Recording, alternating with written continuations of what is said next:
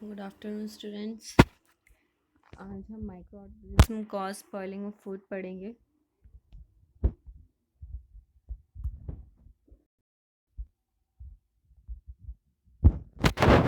Sometimes food may get variety of reason like not sorry sometimes food may get spoiled due to a variety of reason like not keeping it covered, improper cooking, not preserving the food properly, and change in the temperature of refrigerator food due to power fluctuation.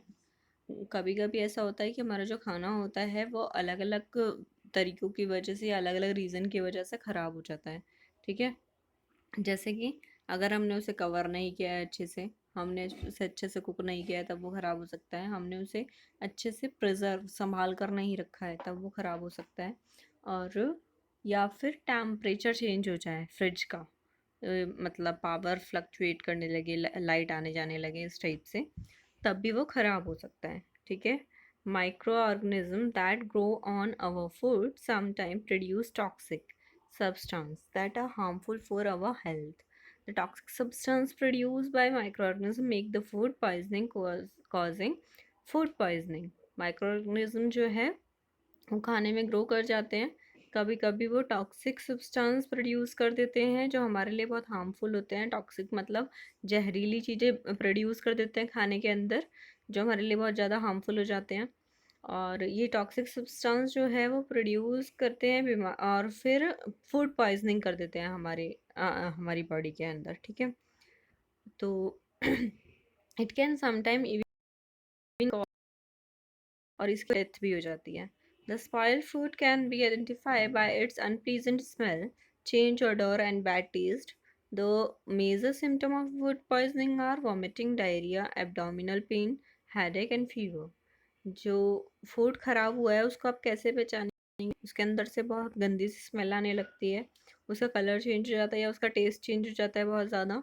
और जो symptom होते हैं कि आपको food poisoning हुई है, उसके symptom क्या हैं कि आपको वॉमिटिंग आना शुरू हो जाती है, आपको डायरिया हो जाता है या आपके एब्डोमिनल में पेन होने लगता है, और या हेडेक, फीवर हो जाता है। ठीक है, कॉज करते हैं फूड पॉइजनिंग होती है जिन बैक्टीरिया की वजह से। उन बैक्टीरिया का नाम क्या है? सैल्मोनीला, स्टाइफ्लोकोकी और क्लोस्ट्रोडियम। इन बैक्टीरिया की वजह से हमें फूड पॉइजनिंग हो जाती है। कुछ फंगी भी हैं जो फूड पॉइजनिंग करती हैं, जैसे कि एस्परगिलस और पेंसिलियम। इनकी वजह से भी फूड पॉइजनिंग होती है। ठीक है, यहाँ पे पिक्चर भी दी है सैल्मोनीला और पेंसिलियम की। So it is very important that we preserve food to prevent being spoiled. There are many ways of preserve food. यहाँ पर ये ज़रूरी है हमारे लिए कि हम अपना खाने को प्रिजर्व रखें, स्पॉइल ना होने दें। और प्रिजर्व करने के लिए फूड को बहुत सारे तरीके हैं हमारे पास। We know that when cooked food or milk is left in a warm and moist place for a long time, it gets spoiled. हम जानते हैं कि जब बना हुआ खाना, पका हुआ खाना हम गर्मी में छोड़ दें, ठीक है, लंबे टाइम के लिए, तो वो ख़राब हो जाएगा। तो food get spoil due to microbial contamination. तो फूड जो है वो स्पॉइल हो जाता है क्योंकि उसमें माइक्रोब जो है वो most micro organism can't grow और multiply when the condition are dry, temperature is very low, temperature is very high. और बहुत सारे माइक्रो ऑर्गेनिज्म ऐसे होते हैं जो कुछ कंडीशंस में नहीं आते, जैसे कि अगर ड्राई है कम्प्लीटली खाना तो नहीं आएंगे, टेम्परेचर बहुत लो है उस जगह का तब नहीं आएंगे, टेम्परेचर बहुत हाई है तो नहीं आएंगे। इस टाइप से कुछ माइक्रो ऑर्गेनिज्म या मल्टीप्लाई नहीं होते। ठीक है,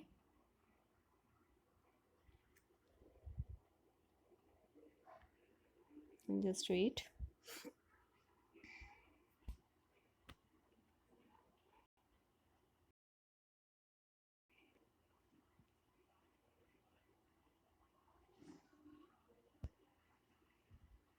All methods of food preservation ensure that favorable conditions are not provided for microorganisms to grow multiply and multiply.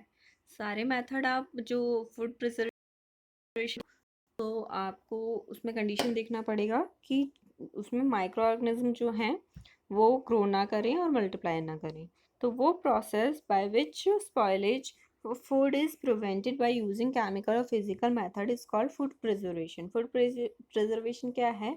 आपके खाने को स्पॉइल होने से रोकना, चाहे वो केमिकल मेथड हो या फिजिकल मेथड, किसी भी मेथड के थ्रू अपने खाने को ख़राब होने से रोकना is a food preservation, food का बचाव कहलाता है। ठीक है, मेथड क्या है हमारे फूड प्रिजर्वेशन के? फर्स्ट मेथड है हमारे पास केमिकल मेथड। ठीक है, हम केमिकल मेथड की वजह से केमिकल यूज़ करके हम अपना फूड प्रिजर्व कर सकते हैं। Food can be preserve by using food preservation. Food preservative are chemical substance that can check the growth of micro organism. हम अपने खाने को बचा सकते हैं फूड प्रिजर्वेटिव से यूज़ करके। फूड प्रिजर्वेटिव जो एक केमिकल होता है, केमिकल सब्सटेंस होता है जो चेक करता है माइक्रो ऑर्गेनिज्म की ग्रोथ।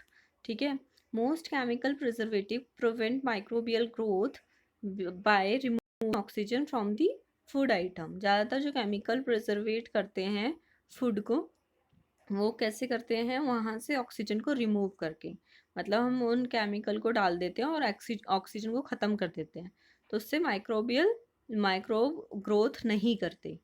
ठीक है, उस केमिकल की वजह से। Sodium benzoate, sodium meta bisulphite and citric acid are common food preservative. अगर हम देखें तो ये हमारे कॉमन फूड प्रिजर्वेटिव है, हम मोस्टली इसको यूज़ करते हैं। सोडियम बेंजोएट तो is used for प्रिजर्वेटिंग fruit juice and squash. आपका जो फ्रूट जूस होता है और या स्क्वैश जो होते हैं उसके अंदर हम सोडियम बेंजोएट का यूज़ करते हैं ताकि वो प्रिजर्व रहे लंबे टाइम तक।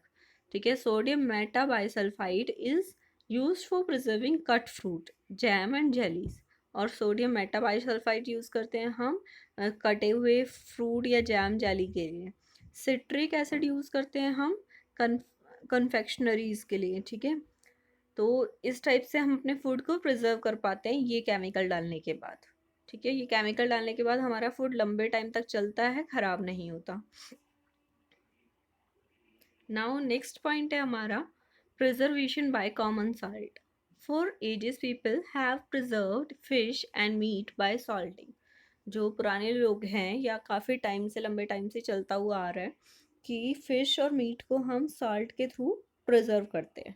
Meet and fish are covered with common salt to prevent the growth of microbes. Meat और फिश जो है अगर हम उसे साल्ट से कवर कर दें पूरा, तो उसमें माइक्रोब्स नहीं आते।